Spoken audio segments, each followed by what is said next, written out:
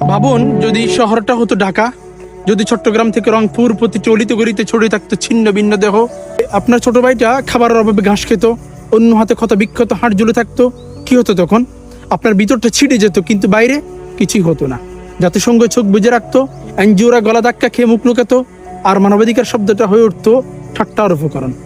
তবে হ্যাঁ, আপনার ভূমিটা কেড়ে নিয়ে আপনাকে অন্য কোথাও ঠেলে দেওয়া হতো, শরণার্থী বানিয়ে নতুন সংজ্ঞায় মানবাধিকার শেখানো হতো আপনাকে।